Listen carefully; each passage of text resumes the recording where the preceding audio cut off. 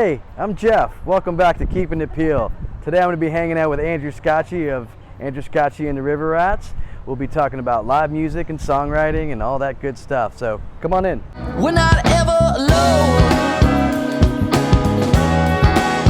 Yeah, we're never alone. No, no, no, no.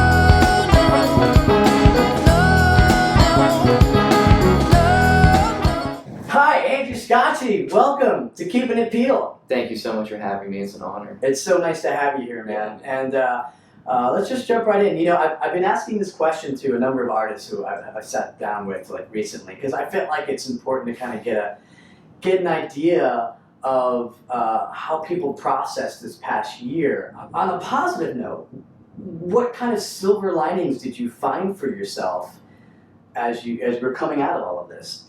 I think not related to music. I found more time to be okay being alone with myself.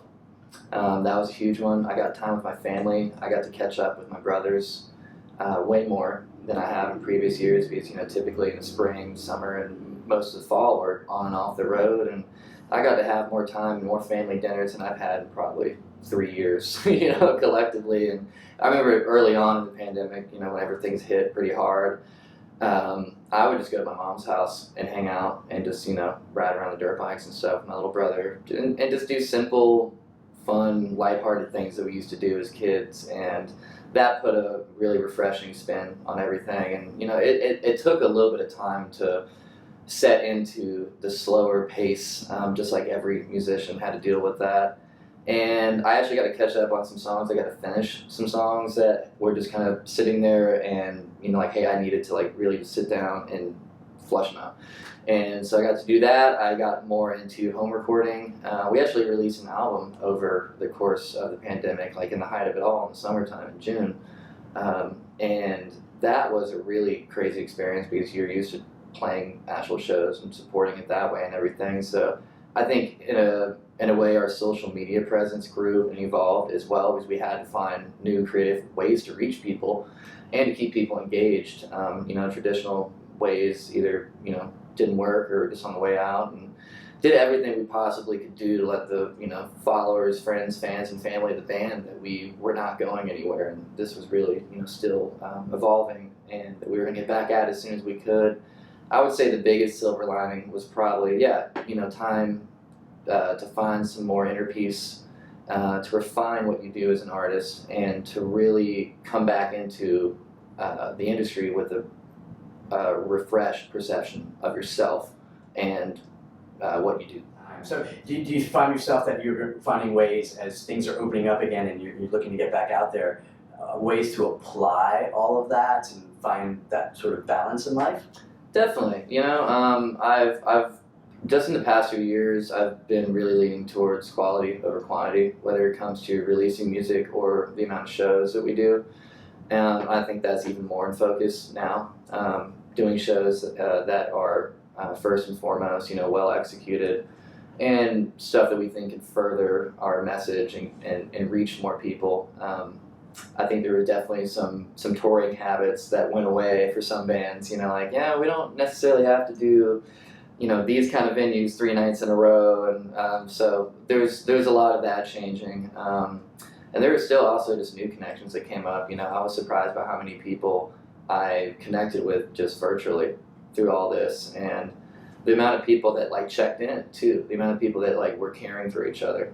So I think that going back into it now, there's obviously a greater appreciation, and then people are just a little bit more in tune, I think, with each other's emotions. You know, because it was hard. It was very, very hard. I had my fair share of depression, you know, anger, rage, just like everyone else about the whole thing. Yeah. Feeling just very disconnected at times, feeling hopeless, you know, so you just, after a while, you have to make a choice just like anything in life. And I've been, you know, I've had to do that a few times in my life, so I feel like that was just, you know, another era or another chapter for, you know, the world and for the band and for myself. And yeah, going back into it now, I feel way more connected with our fans, and I feel like people understand what we're doing and appreciate what we're doing even more, and music in general.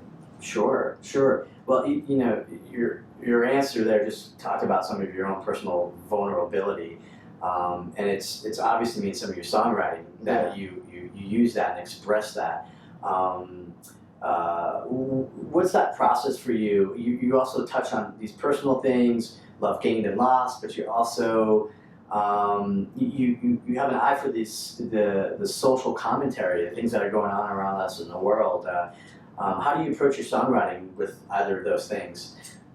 I think first and foremost, you know, like with my dad's passing when I was 15, I experienced like a tragic loss like that. So coming out of that, so many more things became precious in my life. So I think a lot of my writing has a very romantic appreciation for life, and I think that a lot of good songs come out of that, you know.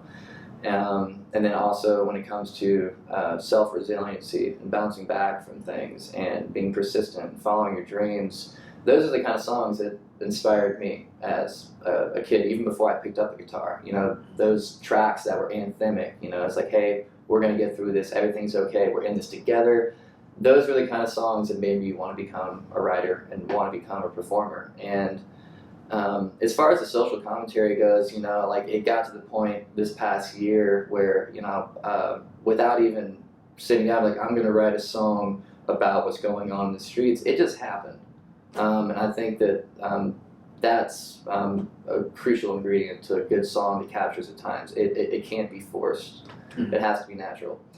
And I remember in previous years not wanting to get too political, but at the same time, they just got to the point where there were things that I just couldn't not talk about anymore. And whether it be equality or people in power that are just not looking out for, you know, the actual people, and wanting to push a sense of unity. I mean, our last record was all about unity, and it was interesting that it came out during such a crazy time. You know, June of 2020. We all know what that was like, and so I don't need to rehash that, but won't be. But so it came out at a time where I think a lot of people were wanting unity, and I know that, you know, myself as a writer was wanting that too. And I think that I just try to a lot of my favorite songs that come from this band are ones that I write to myself as a reminder, and then it ends up being like a chorus that the audience, you know, can sing along and really resonate with. I try to be specific, but not too specific. And, you know, some songs, like I said, are totally natural. Some songs take years. There's a track off the recent album called Fearmongers, you know, and it's got the chorus, "Together we're stronger, let us not fear the fearmongers." And that one really just evolved naturally. And as things got crazier and crazier in our country, that song grew as well. So again, I try not to sit down and be like, I'm going to write something about this. I try to really soak up and pay attention. And some of my favorite, or one of my favorite processes is to listen to people and see how they're interpreting what's going on in the world and how they're channeling that and how they're dealing with that emotionally. Because we all have a different, I mean, yeah, we're all in this world together, but I feel like the way that we interpret things is wildly different. And so the way that people phrase things, the way that people talk about things, sometimes I'll hear a line, you know, from across a bar, and I'm like, that was really good. You know, like, are you a songwriter? Really, it's like people will say the darndest things. And so I try to listen to that because, you know, it's you'd be surprised by the amount of people that you don't know that are feeling the same way you are, just putting it a different way. Yeah. Well, I've known you for a long time now, so it's a wonderful thing, and I know you to be a very empathetic person. I try. So it comes through, and obviously when you're writing about personal stuff, but when you're writing about bigger topics, yeah, I mean, the world kind of forces our hands sometimes to speak up about it. So absolutely, good for you. However divided the media might show.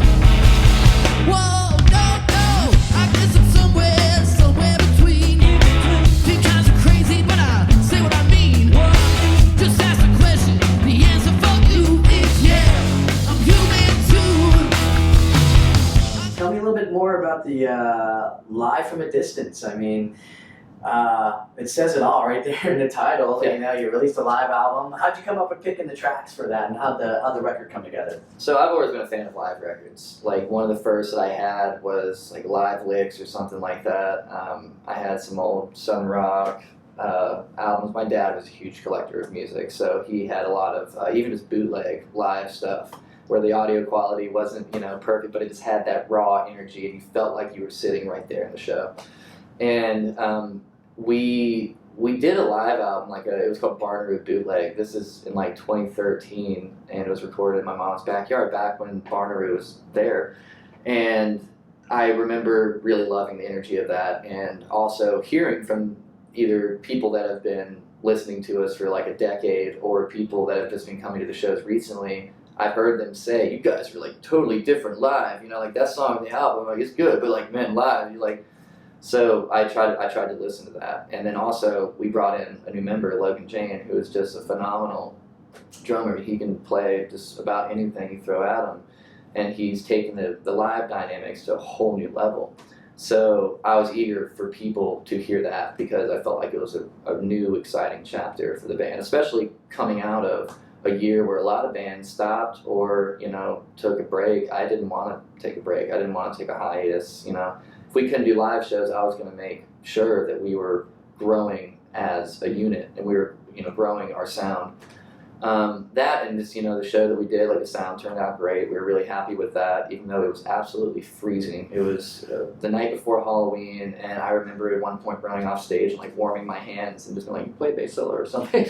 So there were like these moments that you just could never recreate. And we had Josh Cavender come in on synthesizer, and there's a track on the album that's like 11 minutes or something like that. That wasn't planned. So yeah, it was about showcasing the new chapter of the band, and then it was also about capturing those moments that you will never get in the studio. And it was great. I remember showing Logan some of the tracks, and he's like, I don't remember doing that. That's cool. Can't wait to put that out. And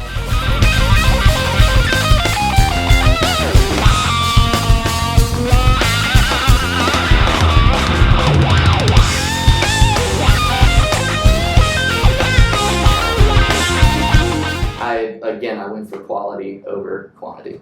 I was like, let's just put it all out. And I was like, no, let's really hone in on the tracks that like have a good spread of our styles, because that's one thing with this band. It can be funk 1 minute, it can be straight up, you know, 90s alt and punk 1 second, and then rockabilly another. You know, like I try to showcase that on anything that we put out, because I want it to be.